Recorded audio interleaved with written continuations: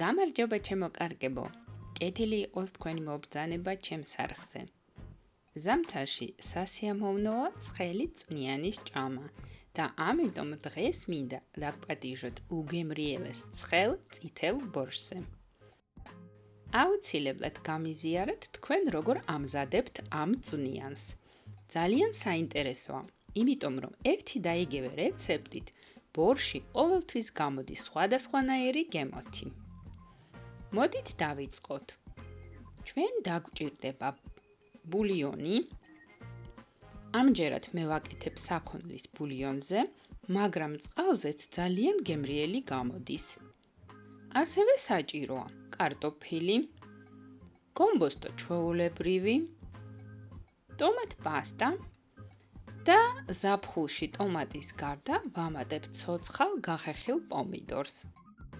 და კარგი გამოდის. ასევე ხახვი, ტაფილო, ჭარხალი და ნიორი და პატარა მაინც წითელი ბულგარული წიწაკა. ან თუ დამრჩა, ვამატებ ბულგარულისგან გაკეთებულ პასტას. ვეცდები ამ ზაფხულს გაგიზიაროთ, ძალიან გემრიელია და ბევრ რაღაცაში ვიყენებ. ყველა ინგრედიენტს ჩამოვთვლი აღწერილობაში. პირველ რიგში ვაკეთებთ ჩაშუშულ ბოსტნეულს. ჯერ შევწვათ წვრილად დაჭრილი ხახვი ოქროს ფერამდე. ხოლოდ მერე ვამატებთ გახეხილ სტაფილოს. მე ვხეხავ წვრილ მხარეზე, მაგრამ იმ მხარეზე კი არა, რომელიც პიურესთვის არის განკუთვნილი. არამედ წვრილი, მაგრამ ნაჭრებით. სტაფილო რომ კარგად ჩაიშუშება, ვამატებთ ჭარხალს და ტომატ პასტას. ასევე გატარებულ ნიორსაც. ასევე წითელ ბულგარულ წიწაკას და წიწაკის პასტას. კარგად ავურიოთ და ჩავშუშოთ რამდენიმე წუთი. ჭარხალი არ უნდა ძალიან ჩაიშუშოს, რომ ბორშს ჰქონდეს წითელი ფერი, მაგრამ არც უმი უნდა იყოს. გადავასხათ ბულიონი. თუ გაინტერესებთ როგორ მოვხარშოთ ესეთი გამჭვირვალე ბულიონი, დატოვეთ კომენტარი და გაგიზიარებთ.